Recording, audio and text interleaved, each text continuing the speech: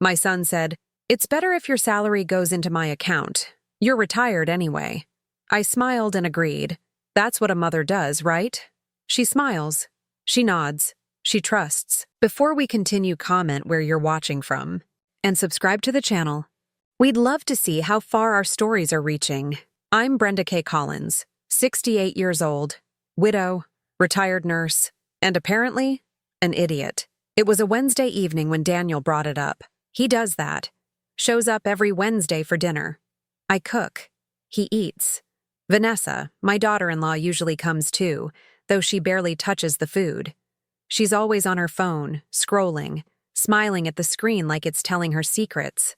That night, Daniel had his serious face on, the one he uses when he's about to ask for something. I've seen it my whole life. When he was 8 and wanted a new bike, when he was 16 and wanted the car keys, when he was 22 and needed me to co-sign his first apartment lease. "Mom," he said, pushing his plate aside. Vanessa looked up from her phone, still smiling. "We've been talking, and we think it would be easier if we managed your finances for you."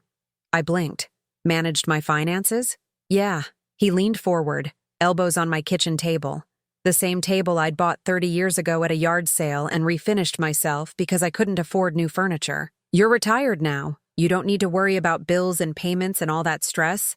Let me take care of it." Vanessa nodded. "It makes sense, Brenda. You've worked so hard your whole life. You deserve to relax." I looked at her. She was wearing a cream-colored blazer that probably cost more than my monthly pension. Her nails were perfect, pale pink, filed into little points. I looked down at my own hands. Rough, dry. The nails clipped short because that's what you do when you're a nurse. When you've spent 43 years washing bodies, changing bandages, holding hands while people died. "I don't know," I said slowly. "Mom." Daniel reached across and put his hand over mine. It was warm, familiar. "I just want to help. You've done so much for me. Let me do this for you." And there it was, the card he always plays, the guilt card, the "you've done so much for me" card. He wasn't wrong. I had done a lot. I worked double shifts at the hospital so he could have new sneakers when his feet grew 3 sizes in one summer. I sewed my own clothes, badly, I'll admit, so he could go on the class trip to Washington, D.C. I sold the jewelry my husband Robert had given me. A pearl necklace, a gold bracelet, the engagement ring I wore for 23 years, so Daniel could go to college without drowning in debt. When Robert died, Daniel was 18, freshman year. I told him to stay in school. I told him I'd figure it out. And I did. I picked up extra shifts. I stopped going to the salon. I stopped going anywhere that cost money. I ate ramen and canned soup and generic cereal for years. Everything I had, I gave to him. So when he looked at me with those brown eyes, Robert's eyes, and asked me to trust him, what was I supposed to say? "Okay," I said, "if you think it's best." Vanessa's smile got wider. Daniel squeezed my hand. "You won't regret this, Mom." The next day, we went to the bank together. Daniel had all the paperwork ready. I signed where he pointed. The teller, a young woman with a name tag that said Jessica, barely looked at me. She smiled at Daniel. Everyone always smiles at Daniel. He's handsome, charming. He could sell ice to someone in Alaska. "All set," Jessica said, handing him a folder. "The deposits will transfer automatically starting next month. My pension, $2,847 a month. Not a fortune, but it was mine. I'd earned it. 43 years of night shifts and back pain and watching people take their last breaths. Every cent of that money was paid for with my time, my body, my life. And now it was going into Daniel's account." "Thanks, Jess," Daniel said. "He knows everyone's name. That's one of his gifts." We walked out into the parking lot. It was April. Portland was doing that thing where it rains in the morning and shines in the afternoon, and you never know which jacket to wear. I pulled my cardigan tighter. "This is going to be great, Mom," Daniel said. "You'll see. No more stress." I nodded. I wanted to believe him. That first month, everything seemed fine. I didn't check my account. Why would I? Daniel was handling it. When the water bill came, I called him. He said he'd take care of it. When the electricity company sent a notice, I texted him. He said he'd take care of it. I trusted him. The second month, I tried to use my credit card at the grocery store. I was buying the basics: milk, bread, chicken, rice, nothing fancy. The total was $63.42. I swiped my card. Declined. I stared at the screen. "That's strange," I said to the cashier, a teenager with braces. "Can you try again?" He swiped it again. Declined. "Do you have another card?" he asked. There was a line forming behind me. I could feel people staring. "No, let me check something." I stepped aside, my face burning. I pulled out my phone and opened my banking app. My checking account balance stared back at me. $11.34. I read it again. $11.34. That couldn't be right. My pension had been deposited 2 weeks ago. Even if Daniel had paid all my bills, which couldn't be more than $900 total, there should still be almost $2,000 left. I called him right there in the grocery store, standing next to the greeting cards, my cart full of food I couldn't buy. "Hey, Mom," he answered. He sounded distracted. "What's up?" "Daniel, I just tried to use my card and it was declined.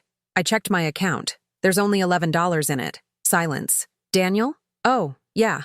I moved the money into the main account. For the bills." "All of it?" "Mom, you have a lot of expenses. The house, utilities, insurance.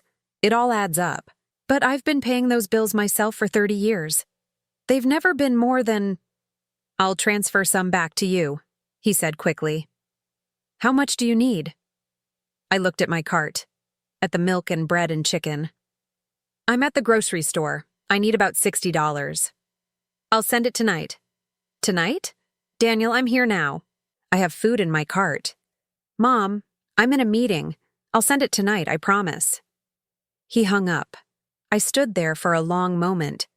Then I pushed my cart to the customer service desk and told them I'd changed my mind. I left the store empty-handed. That night, I made myself a peanut butter sandwich. That's all I had left in the house: peanut butter and half a loaf of bread. I waited for the transfer. It didn't come. The next morning, I woke up and checked my phone. No transfer. I called Daniel. It went to voicemail. I texted him. No response. By the afternoon, I was starting to panic. I checked the mail. That's when I saw it. A letter from First National Bank. Official looking. The kind of envelope that means trouble.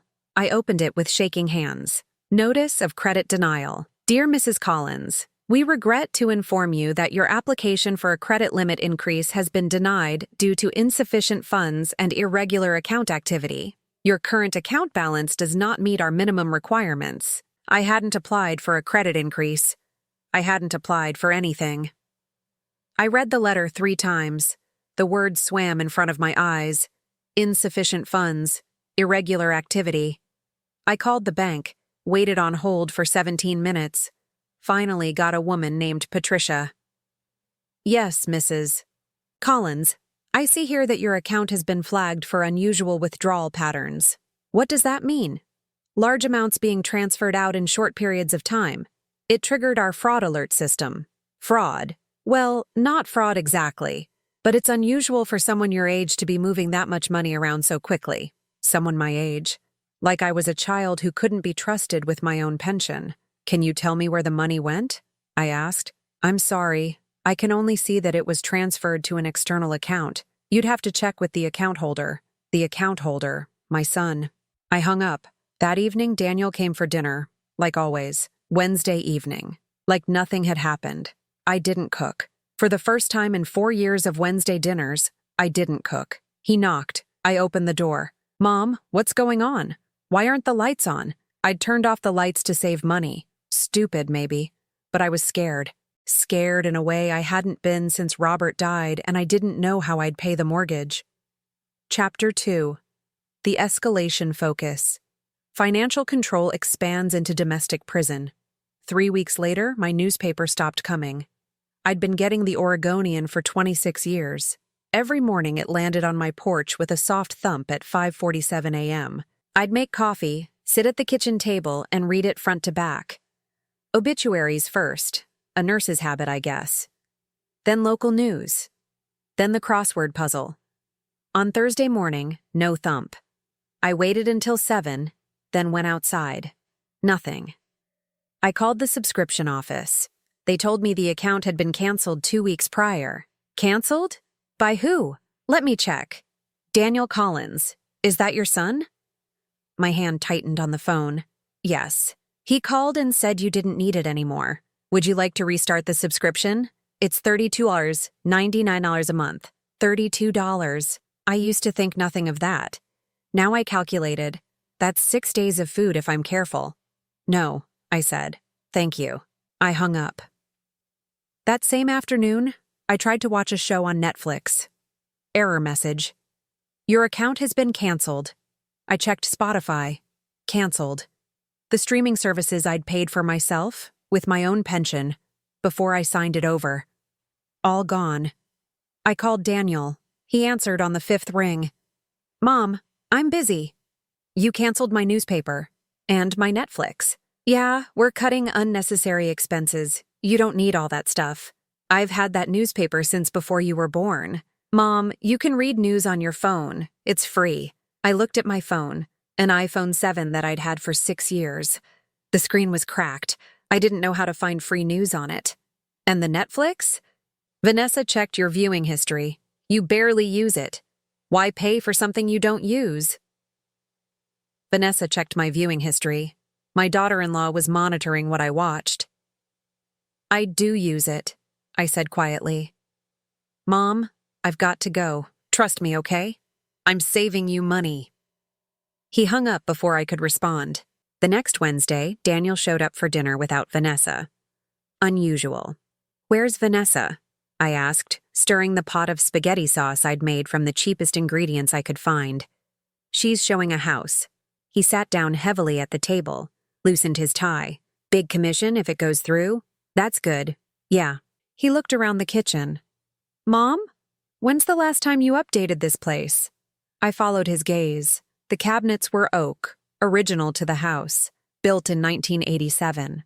The countertops were laminate, beige with brown flecks. The floor was linoleum, worn smooth in front of the sink.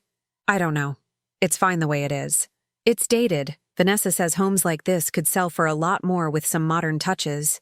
Open concept kitchen, new appliances, fresh paint. Sell. The word hung in the air. I'm not selling my house, Daniel. I didn't say you were. I'm just saying, if you ever wanted to downsize, get something smaller, easier to maintain, he smiled. You could get a nice condo. 1 floor. No yard work. I'd lived in this house for 38 years. Robert and I bought it when Daniel was 4. We painted every room ourselves. Robert built the deck in the backyard. I planted the roses along the fence. I like my house, I said. Of course you do. He reached over and patted my hand. Just something to think about. After dinner, he went to the bathroom. I cleared the dishes. That's when I saw it. His phone was on the table, screen facing up. A message notification lit up the screen. Vanessa, did you talk to her about the house? My heart started beating faster. I shouldn't look. I knew I shouldn't. But my hand moved on its own. I tapped the screen. It opened. He didn't have it locked. The messages filled the screen. Daniel. Working on it. She's resistant. Vanessa. We need that house, Daniel. The equity alone is $400K minimum. With the right staging, we could list it at $680K. Daniel. I know. Give me time. Vanessa. We don't have time. The business loan is due in 6 months. Either we get the house or we're done. I heard the toilet flush. I put the phone down exactly where it had been. Daniel came back, picked up his phone, kissed my cheek. Thanks for dinner, Mom. See you next week. I smiled. I nodded. I locked the door behind him. Then I walked to the kitchen table and sat down in the dark.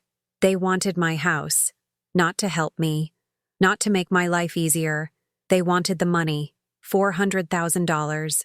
Maybe more. The house I'd lived in for 38 years. Where I'd raised my son. Where my husband had died in our bedroom, holding my hand, telling me he loved me. They wanted to take it from me. I sat there for a long time. I don't know how long.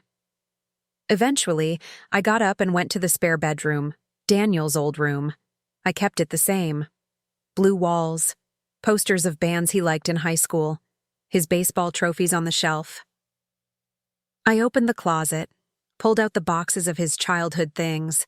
Drawings he'd made in elementary school, report cards, photos. There was one photo I kept in a frame. Daniel, age 7, gap-toothed smile, holding up a fish he'd caught on our camping trip to Crater Lake. Robert had taken the picture. I remembered that day so clearly. The sun on the water, Daniel's excitement, how proud he was. I looked at that little boy in the photo. I didn't recognize the man he'd become.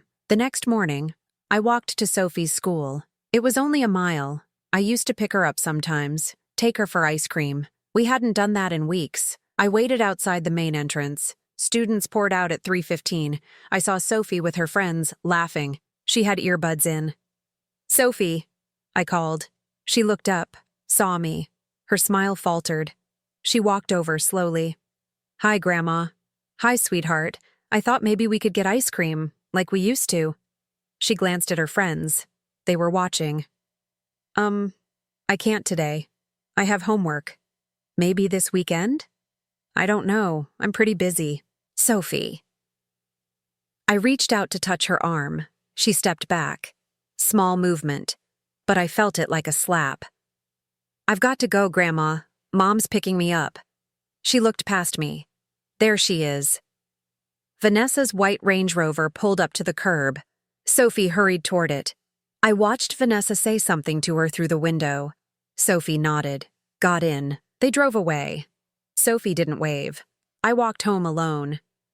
That evening, I was washing dishes when I heard a car in the driveway. Strange. It wasn't Wednesday. I dried my hands and went to the window. Vanessa's Range Rover. She got out, carrying her leather portfolio. She walked to my front door. I opened it before she could knock. "Brenda, hi." She smiled that smile. "I hope you don't mind. I was in the neighborhood and thought I'd drop by." She'd never dropped by in 4 years. "Of course. Come in." She walked past me, scanning the living room like she was appraising it, which I realized she probably was. "I won't keep you long. I just wanted to show you something exciting." She opened her portfolio and pulled out a glossy folder. "I've been working on some design concepts. For fun. You know how I love a good renovation project." She spread papers on my coffee table. Architectural drawings. My house. But different. Walls knocked down. Kitchen opened up. Modern fixtures. Clean lines. See? Open concept. It makes everything feel so much bigger. "And this kitchen?" She pointed to a rendering of gleaming white cabinets, marble countertops, stainless steel appliances. "This would increase the value significantly." I stared at the papers. At my house, transformed into something I wouldn't recognize. In the margin, in Vanessa's neat handwriting, estimated market value, $680K. "What do you think?" Vanessa asked brightly. I looked up at her. "I think you should go." Her smile froze. "I'm sorry? This is my home, Vanessa. I'm not renovating it. I'm not selling it. I'm not leaving it." She blinked, then laughed. A light, dismissive sound. "Brenda, I'm just trying to help. You could make so much money. I don't want your help. Please leave." She gathered her papers slowly, deliberately. When she stood, the smile was completely gone. "You're being unreasonable," she said quietly. "Daniel's just trying to take care of you. We both are. But if you want to be stubborn," she shrugged, "that's your choice." She walked to the door, paused, turned back. "You know, Brenda, houses like this are expensive to maintain. Property taxes, repairs, utilities, it all adds up.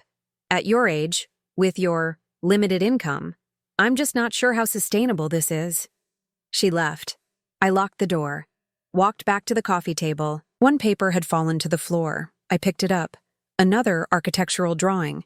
This one showed the backyard. The deck Robert built was gone. The roses I'd planted were gone. Everything was concrete and modern lighting.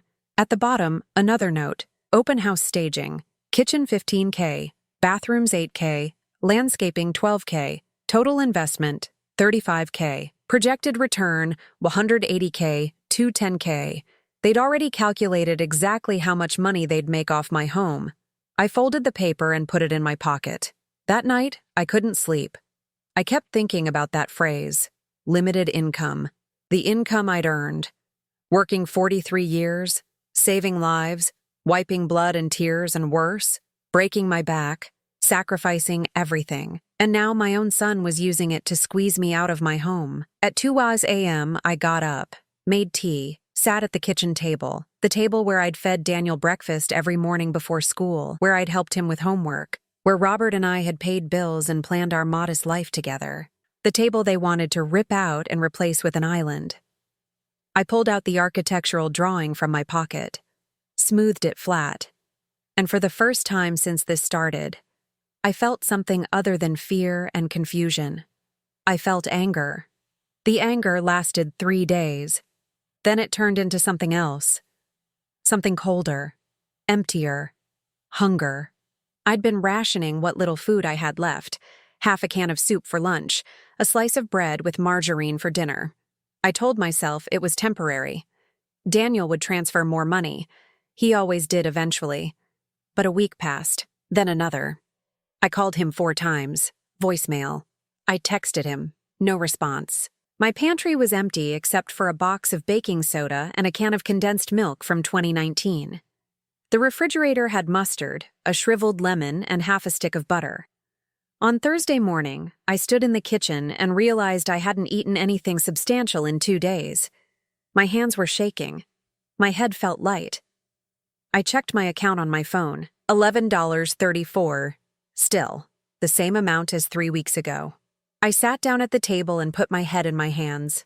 I was 68 years old, a retired nurse who'd worked for 43 years, and I was starving in my own home. At noon, I did something I never thought I'd do. I walked next door to Mrs. Kowalski's house. Helena Kowalski was 74, Polish immigrant. Her husband had died 6 years ago. We weren't close, but we were friendly. We waved when we saw each other. She brought me pierogi at Christmas.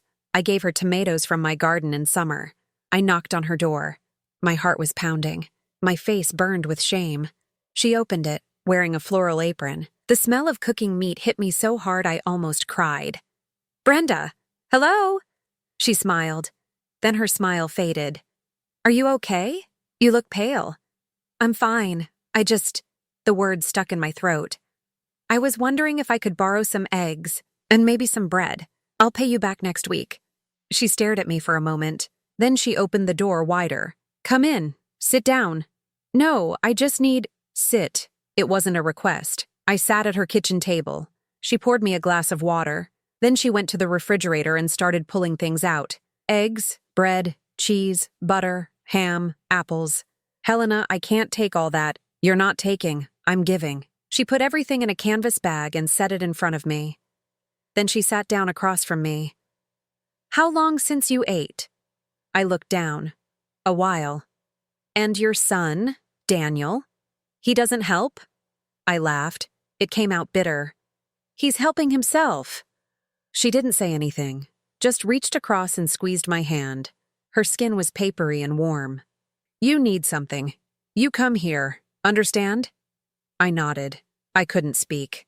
I took the bag home, made myself 2 scrambled eggs and a piece of toast. I ate it standing at the counter, crying. That evening, the mail came. I almost didn't check it. I'd been avoiding the mailbox. Too many bills I couldn't pay. But something made me walk down the driveway. 3 envelopes. 2 were junk mail. The third was from Pacific Trust Bank. Heavy paper. Official seal. My hand started shaking before I even opened it. Notice of default and intent to accelerate Dear Mrs. Brenda Kay Collins. This letter is to inform you that you are in default on your home equity line of credit. Account number 4782-9933-2847 in the amount of $85,000. 0. The payment due date was September 15, 2024, and remains unpaid as of this notice dated October 20, 2024. If the full amount, including accrued interest and fees, $87,340. 0 is not received within 45 days of this notice. We will begin foreclosure proceedings on the property located at 2847 Maple Ridge Drive, Portland, or 97229. I read it again and again. Home equity line of credit, $85,000. I'd never taken out a loan, never signed anything. I'd owned this house outright for 12 years, ever since I paid off the mortgage in 2012. My legs gave out. I sat down right there on the driveway, the letter in my hand. I read the details. The loan had been originated 4 months ago, July 2024. The signature on file, Brenda Kay Collins. But I hadn't signed anything in July. I hadn't signed anything at all. My brain was moving slow like I was underwater. Then it clicked. Daniel. Daniel had access to my documents, my social security card, my driver's license. He'd been managing my finances. He had my account numbers, my information. He'd forged my signature and taken out a loan against my house. My house. The one thing I had left. The only thing that was truly mine. And in 45 days, if the money wasn't paid back, I'd lose it. I sat on the cold concrete driveway until the sun started setting. Until my neighbor across the street, Mr. Patterson, came out to walk his dog and asked if I was all right. "I'm fine," I lied. I went inside, called Daniel, straight to voicemail. "Daniel, I got a letter from Pacific Trust Bank about a loan for $85,000 against my house. Call me back immediately." I waited. 1 hour, 2 hours, nothing. I called again at 9 p.m. "Daniel, this is serious. If you took out a loan using my house, you need to tell me right now. We need to fix this." Nothing. I didn't sleep. I lay in bed staring at the ceiling, listening to the house settle around me. Every creak of the floorboards, every whisper of wind against the windows. This house had been my sanctuary. Now it felt like a trap. At 6 a.m., I called Daniel again. This time he answered. "Mom, it's 6 in the morning. You took out a loan against my house." Silence. Long enough that I knew it was true. "Daniel? It's not what you think." "Then what is it?" "It was a business opportunity, an investment. I needed capital fast and you forged my signature." "I didn't forge anything. You gave me power of attorney when we set up the account management. Remember?" I didn't remember, but I'd signed so many papers that day at the bank. Daniel had pointed. I'd signed. "You didn't tell me you were taking out a loan, because I knew you'd worry." "Mom, it's fine. The investment is paying off. I'll have the money back in a few months." "A few months?" "Daniel, this letter says I have 45 days or they foreclose." "That's just standard language. Don't panic. I'm handling it." "You're handling it?" My voice was rising. I couldn't stop it. "You stole $85,000 from me. You're stealing my pension. You're trying to take my house." "I'm not trying to take anything." "Jesus, Mom, you're being paranoid." "Then pay back the loan." "I don't have it right now." The words hung in the air. "What do you mean you don't have it?" "The investment. It didn't work out exactly how I planned, but I'm working on it. I'll fix it." My whole body went cold. "Where did the money go?" "That's not important." "Daniel, Mom, I have to go. Stop worrying. I said I'll handle it." He hung up. I stood there holding the phone. I thought about calling him back, screaming at him, begging him. But I knew it wouldn't matter. He'd stolen $85,000, forged my name, put my home up as collateral, and when I confronted him, he told me to stop worrying. I walked to the bathroom, looked at myself in the mirror. I barely recognized the woman staring back. Pale, thin, dark circles under her eyes, hair graying at the roots because I couldn't afford to get it colored anymore. When had I become this person? I thought about Robert, what he'd say if he could see me now, see what our son had become. I thought about the 43 years I'd worked, the lives I'd saved, the dignity I'd had. And I thought about Helena Kowalski's canvas bag of food sitting on my kitchen counter. This was my life now, begging for eggs, losing my home, being lied to by the child I'd given everything for. I sat down on the bathroom floor, put my head on my knees, and finally I let myself cry. Not quiet tears, not dignified grief. I sobbed. I shook. I cried so hard I thought I might break apart. When I was empty, I washed my face, drank some water, went to the kitchen. The foreclosure notice was still on the table. I picked it up, read it one more time. 45 days. 45 days to come up with $87,000 or lose the house I'd lived in for 38 years. I didn't have $87,000. I didn't even have $87, but as I sat there, staring at that letter, something shifted inside me. I'd been a nurse for 4 decades. I'd dealt with emergencies, crises, life and death situations. I'd learned how to stay calm when everything was falling apart. I'd learned how to survive. I folded the letter carefully, put it in the drawer with all my other important documents. Then I went to the bookshelf in the living room, pulled out my old copy of Pride and Prejudice, the hardcover one Robert had given me on our 10th anniversary. I opened it. Inside, tucked between pages 47 and 48, were 8 $100 bills, my emergency money. I'd been hiding it there for years, just in case. $800 wouldn't save my house, but it was a start. The law office was in a strip mall between a nail salon and a tax preparation service. Not fancy. The sign said, Martinez and Associates, Family Law in faded letters. I'd found it online. They offered free consultations. I sat in the waiting room on Tuesday morning, clutching my purse with the $800 inside. A young woman with a nose ring called my name. Mrs. Collins? Mr. Martinez will see you now. Robert Martinez was maybe 45. Kind eyes. He shook my hand and gestured to a chair. What can I help you with today? I pulled out the foreclosure notice. The bank statements I'd printed showing my pension going into Daniel's account. My hands were shaking. My son took out a loan against my house without my permission. He's been taking my pension. I need to know what I can do. He read through everything carefully. It took 10 minutes. Finally, he looked up. Mrs. Collins, I'm going to be straight with you. This signature here, he pointed to the loan documents I'd requested from the bank. It's not yours, is it? No. That's forgery. That's fraud. We could pursue criminal charges. My heart jumped. Can we stop the foreclosure? We can try. But here's the problem. Legal proceedings take time. Filing a police report, proving fraud, getting the loan invalidated. We're talking months, maybe a year, and you have 45 days. The hope died, so I'm going to lose my house. Not necessarily. He leaned forward. The house is still in your name, correct? Just your name? Yes. My husband died years ago. It's been mine since I paid off the mortgage. Then you have options. You could sell it yourself. Pay off the loan. Keep what's left. I stared at him. Sell my house. I know it's not ideal, but it's your asset. Your son can't take that from you unless you let him. He paused.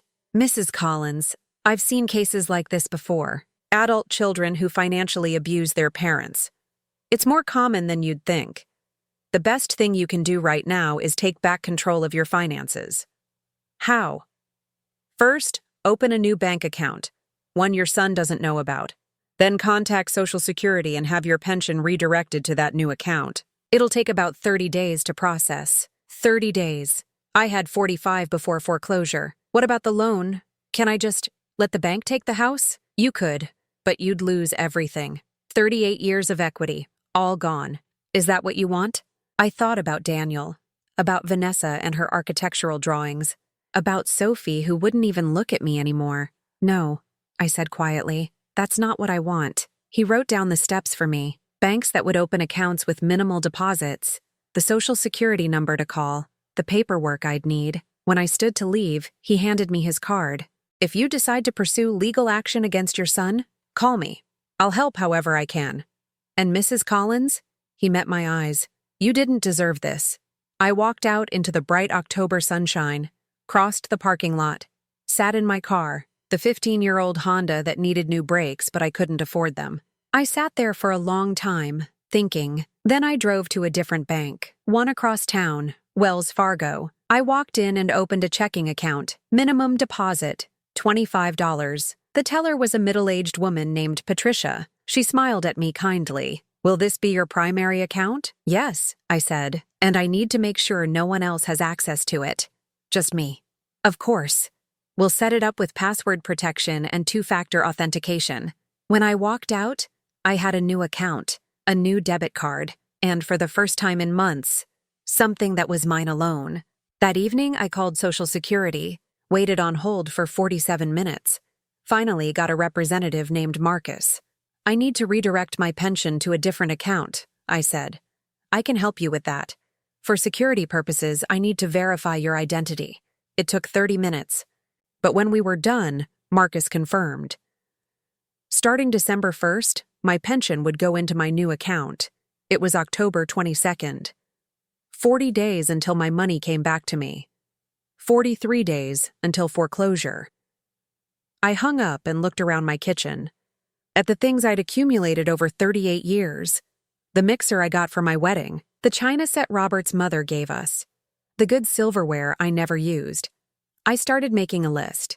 The next morning, I listed everything on Facebook Marketplace. The china, $150.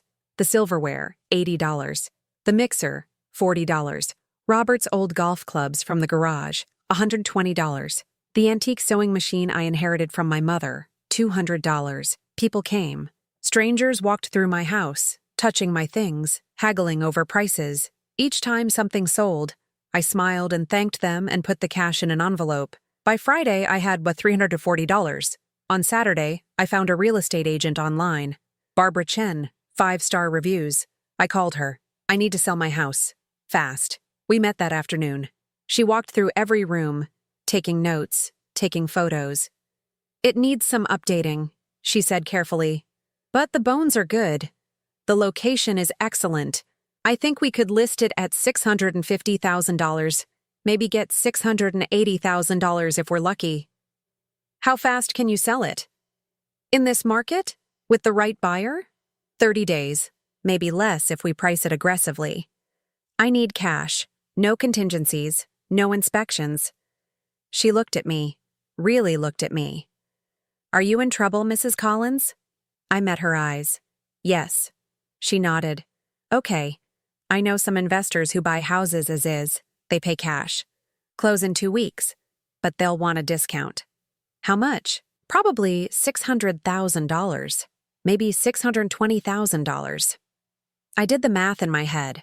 Even at $600,000 after paying off the $87,000 loan, I'd have over $500,000 left. More money than I'd ever had in my life. Do it, I said. She pulled out her phone. Let me make some calls. By Sunday evening, I had an offer. $15,000. Cash. Close in 20 days. I signed the papers with a shaking hand. Barbara put her hand over mine. Are you sure about this? Yes. Where will you go? I'll figure it out. She left. I sat alone in my living room. The house was already starting to feel empty, even though nothing had moved yet. My phone buzzed. A text from Helena Kowalski. Are you selling the house? I saw the agent's car. I texted back. Yes. I have to. 3 dots appeared. Then, if you need a place to stay while you figure things out, my spare room is yours. I stared at that message for a long time. Then I cried. On Monday, Daniel called. First time in a week. Mom, I've got some good news about the loan situation. I'm selling the house, I said. Silence. What? I'm selling the house. I have a buyer. We close in 20 days. You can't do that. It's my house, Daniel. I can do whatever I want with it. Mom, wait. Let's talk about this. You don't have to sell. I told you I'd handle the loan. You stole $85,000 from me. You forged my signature. You've been taking my pension for months. Why would I trust you to handle anything? I didn't steal. I borrowed. There's a difference. There really isn't. His voice changed, got harder. If you sell that house, you're making a huge mistake. Where are you going to live? What are you going to do? That's not your concern anymore. Mom! I hung up. Turned off my phone. My hands were shaking, but I felt calm, clear. For the first time since this nightmare started. That night, I started packing. Just the essentials. Clothes, documents, photos. Everything else could be sold or donated or thrown away. As I packed, I found things I'd forgotten about. Daniel's baby shoes, his first report card, all A's. Photos of him at every age, smiling, happy, innocent.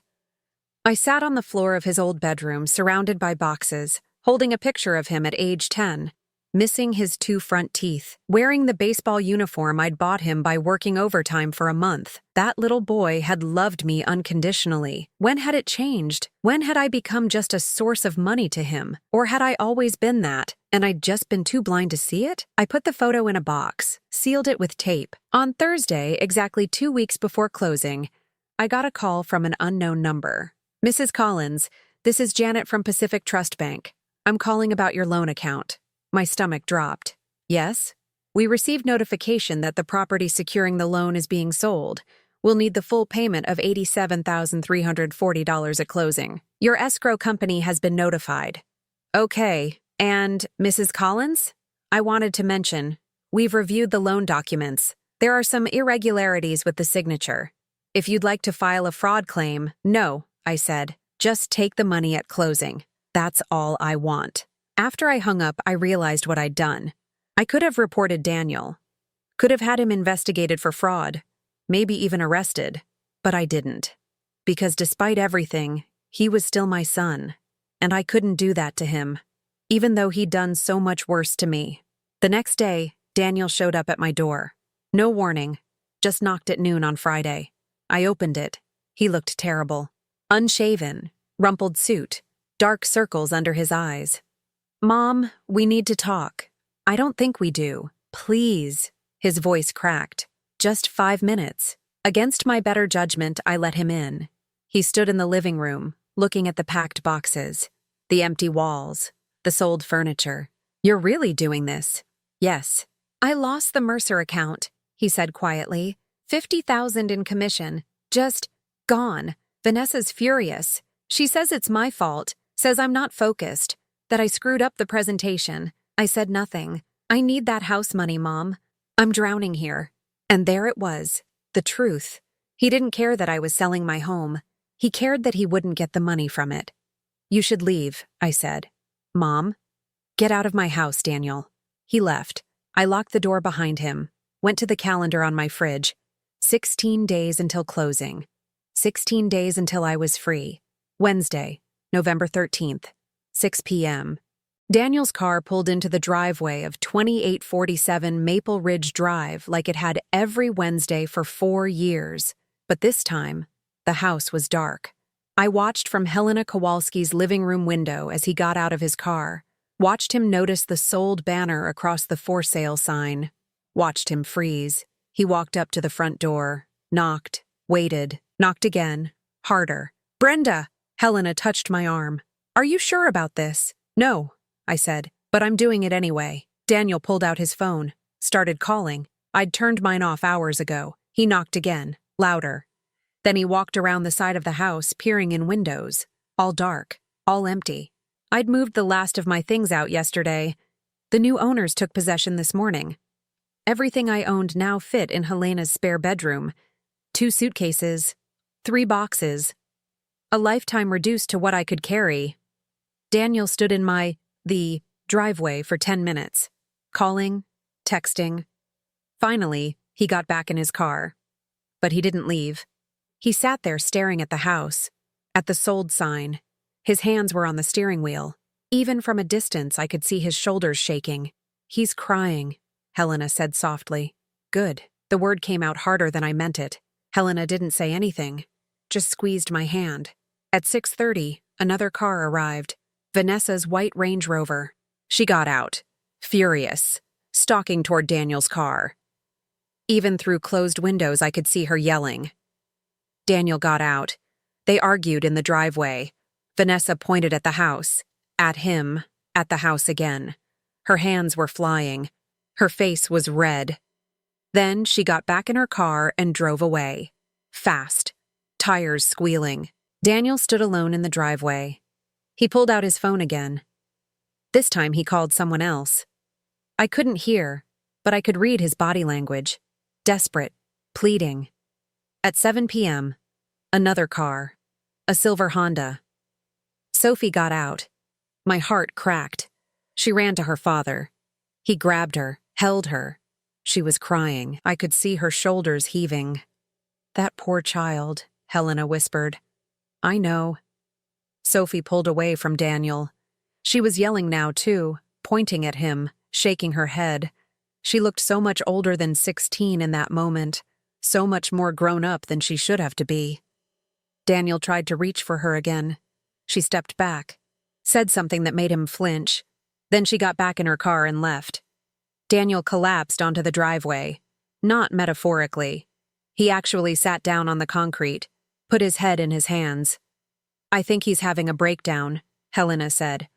"I think he's having consequences." But watching him sit there, broken in front of the house where I'd raised him, the house I'd just sold to save myself from his theft, I felt something shift. Not forgiveness. Not yet. Maybe not ever. But something. "I need to go talk to him," I said. "Are you sure?" "No." I walked across Helena's lawn. Across my old lawn. The grass needed cutting. That would be someone else's problem now. Daniel didn't notice me until I was 10 feet away. When he looked up, his face was wrecked. Red eyes. Wet cheeks. He looked like he did when he was 7 and his hamster died. "Mom." His voice broke. "Mom, what did you do?" "I sold my house." "That was my house too. My home. I grew up there. And then you tried to steal it from me." He flinched. "I wasn't trying to steal it. I was going to pay it back." "With what money, Daniel? You lost your job." His eyes widened. "How did you know?" "Sophie called me 3 days ago. She told me everything. The job, the debt, the lies you told Vanessa about where the money was going." He put his face in his hands. "I'm so screwed. Mom, I'm so completely screwed." "Yes, you are. The loan is due in 3 days. If I don't pay it, they're going to come after me for fraud. The bank already contacted me. They know the signature was forged. They're giving me one chance to make it right, or they're pressing charges." I said nothing. I could go to prison, Mom. Actual prison. For fraud. For forgery. He looked up at me, and I saw real terror in his eyes. "Please, please, I know I don't deserve it, but please help me." "Why should I?" "Because I'm your son." The words hung between us. Simple, true, devastating. "You stole from me," I said quietly. "You took my pension. You forged my name. You tried to take my house. You let me beg for food. You turned my granddaughter against me. You let Vanessa plan how to profit off my home while I was still living in it. You did all of that. You. I know. Mom, I was weak." Vanessa kept pushing. She wanted the business to expand. She wanted a bigger house. It doesn't matter. It doesn't matter what she wanted. I should have said no. I should have protected you instead of— His voice broke completely. "I'm so sorry. I'm so sorry." I looked at my son. At this 42-year-old man crying on a driveway because his sins had finally caught up with him. I thought about turning away, walking back to Helena's house, leaving him there. I thought about how good that would feel, how just. But I also thought about Sophie, about how she'd already lost so much. Her parents' marriage was ending. Her father was about to lose everything, maybe even his freedom. And I thought about Robert, about what he'd say if he were here. "How much do you owe?" I asked. Daniel's head snapped up. "What? The loan. How much?" $87,000, with fees and interest. I'd netted $527,660 from the sale after paying closing costs. "I'll pay it," I said. "Mom, but you're going to sign a legal document saying you will pay me back. Every cent. With interest. And you're going to return my pension payments. All of them. That's $2,147 a month, starting December 1st for the next 5 years. You miss one payment, you're done. I'll sue you for every penny." He stared at me. "You do that? Even after, especially after. You're my son, Daniel. I love you. But I'm not an idiot. Not anymore." He nodded. Slowly. Okay. I'll sign whatever you want. And one more thing, anything. You tell Sophie the truth. All of it. What you did. How you did it. Why you did it. She deserves to know who her father really is." His face crumpled. "Mom." "That's the deal. Take it or leave it." He took it. 2 days later, we met at Robert Martinez's office. Daniel signed the documents. Promissory note. Payment schedule. Everything legally binding. When it was done, Martinez handed me copies. "This is enforceable. If he defaults, you can take legal action." "I know." Daniel sat across from me, silent, defeated. "Where are you staying?" I asked. "Sophie's letting me crash on her couch. Vanessa kicked me out. She's filing for divorce. Already hired a lawyer. Good for her. He looked at me, surprised. She's a terrible person, I said. But she's smart enough to know when to abandon a sinking ship. You should have learned that from her. He almost smiled. Almost. As we left the office, he stopped. Mom, I know I don't have the right to ask this, but can I see you? Sometimes? Can we try to… No. Mom, you don't get to ask for that yet, Daniel. Maybe not ever. Right now, you owe me $87,000 plus years of stolen pension payments. Right now, you're just a debt I'm collecting on. But you want forgiveness? Earn it. Pay me back. Be honest with your daughter. Become someone I can trust again. Then maybe we'll talk. I walked to my car, got in, drove away. In the rearview mirror, I saw him standing in the parking lot, alone, watching me leave. I didn't look back. 3 months later, the apartment was small. 2 bedrooms, 1 bathroom, a kitchen with barely enough counter space for a cutting board. The living room fit a couch, a TV, and not much else. It was the most peaceful place I'd ever lived. I'd rented it in December right after the house closed. 3rd floor of an old building in Northeast Portland. The landlord, a Vietnamese woman named Mai, asked for first and last month plus deposit. I paid in cash. She handed me the keys without asking questions. Sophie moved in 2 weeks later. She'd shown up at my door on a Saturday morning with 2 suitcases and red eyes. "Can I stay with you?" she asked. "I can't watch Dad fall apart anymore." "And Mom?" She shook her head. "I can't even talk about Mom." "Of course you can stay." We set up the 2nd bedroom together. A bed from IKEA, a desk from Craigslist, posters she picked out herself. It wasn't much, but it was hers. And slowly, so slowly, we started healing. We cooked together. Simple meals, spaghetti, chicken stir-fry, grilled cheese sandwiches. Sophie did her homework at the kitchen table while I read library books on the couch. Sometimes we talked. Sometimes we just existed in comfortable silence. She never asked about the money. Never asked what I'd done or why. She just knew that I'd done what I had to do, and she respected that. On December 1st, my pension was deposited into my new account. All $2,147 of it. Mine again. That same day, I received a bank transfer, $2,047, from Daniel Collins, the first payment. I stared at it for a long time. Then I transferred it into a separate savings account, money I wouldn't touch. Money that would sit there as proof that he was trying. January 1st, another payment. Right on time. February 1st, another. He never missed one. Not once. I heard about Vanessa through Sophie. She'd lost her design business when a major client sued her for fraud. Something about billing for materials she never purchased. The lawsuit was settled out of court, but the reputation damage was done. Her social media went quiet. The last Sophie heard, she'd moved to Seattle. "Good riddance," Sophie said when she told me. I didn't disagree. Daniel was living in a studio apartment in Gresham, working as a sales associate at a furniture store, making maybe 1/3 of what he used to make. Sophie visited him once a month. She said he looked tired but sober, focused. "He asks about you every time," she said one evening in February. We were folding laundry together, a mundane, ordinary moment. "He wants to know if you're okay. What do you tell him? That you're better than okay." I smiled. That's true. On March 15th, my phone buzzed. A text from Daniel. "Mom, can I visit on Sunday? I'd like to talk, if you're willing." I stared at the message, read it 3 times. Sophie was in the kitchen making pancakes. The smell filled the small apartment. Butter, vanilla, cinnamon. The same recipe I used to make for Daniel when he was little. Saturday mornings before Little League. The kitchen would smell exactly like this. I could hear Sophie humming. She was happy here, thriving even. Her grades had gone up. She'd joined the school's art club. She smiled more. We'd built something here. Something small and safe and ours. And Daniel wanted to visit. I thought about it. Really thought about it. I thought about the woman I'd been 6 months ago. Begging for eggs, counting pennies, losing everything. I thought about the woman I was now. Living in a modest apartment, cooking simple meals, but free, completely, utterly free. I thought about Daniel on that driveway, broken and crying. I thought about the payments that came like clockwork every month.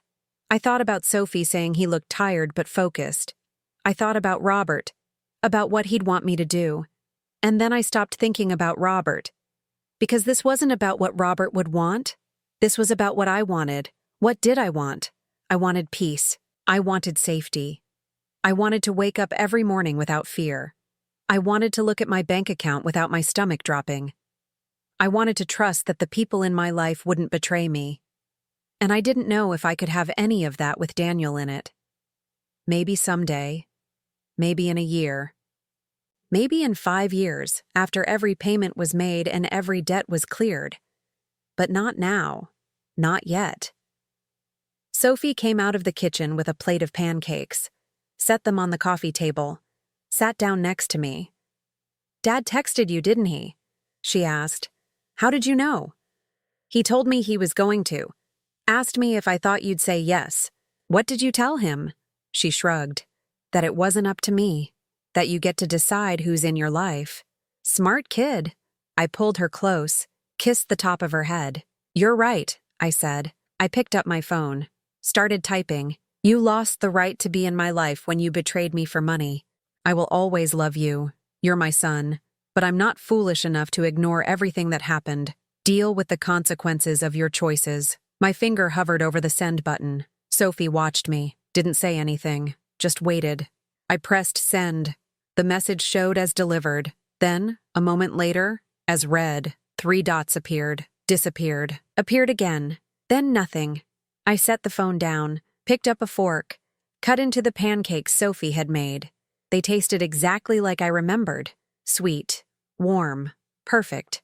"These are really good," I said. Sophie smiled. "You taught me well." We ate in silence. Outside, rain started falling. The soft Portland rain that I'd lived with my whole life. The rain that made everything green and clean. My phone stayed silent. That evening, after Sophie went to bed, I sat by the window and looked out at the city, at the lights, at the life happening out there. I thought about the house on Maple Ridge Drive, about the 38 years I'd spent there, the memories in every room, Robert's hand on the small of my back as we walked through it for the first time, Daniel's first steps in the living room, the roses I'd planted, the deck Robert built, all gone now, someone else's memories being made there, and I felt okay about it, because that house had become a trap, a weight around my neck, something they could use against me. This apartment? This small, simple, humble space? This was mine. Truly mine. No one could take it from me because I'd already lost everything and rebuilt from nothing. I was untouchable now. My phone buzzed. Despite myself, I looked. A text from Daniel. Just 2 words. "I understand." I read it, closed the phone, set it face down on the windowsill. Maybe in 6 months I'd respond. Maybe in a year. Maybe never. But right now, in this moment, I had everything I needed. A roof over my head, food in the fridge, my pension in my own account, my granddaughter asleep in the next room, my freedom. After 43 years of nursing, I'd learned one fundamental truth. You can't save everyone. Sometimes people make choices that destroy them. Sometimes the people you love most are the ones who hurt you worst. And sometimes, the only way to survive is to let them go. I thought about responding to Daniel, thought about what I might say, thought about the possibility of forgiveness somewhere down the road. But not tonight. Tonight, I was just going to sit here in my small apartment with my granddaughter sleeping safely nearby and feel something I hadn't felt in years. Peace. The door to Daniel wasn't locked forever, but it was closed. Firmly. Definitively. And maybe that's exactly where it needed to be. I picked up my library book, made myself a cup of tea, settled into the couch that was just mine, in the apartment that was just mine, in the life I'd built from the ashes of the one Daniel had burned down. And for the first time in months, maybe years, I smiled. Not because everything was perfect, but because I'd survived. And that was enough. Thank you for reading Brenda's story. If you've ever been betrayed by family, if you've ever sacrificed everything for someone who didn't deserve it, if you've ever felt invisible, this story is for you. What would you have done in Brenda's place? Would you have canceled the insurance? Would you have forgiven Brad? Share your thoughts in the comments. And if you like this story, please subscribe to the channel. See you tomorrow.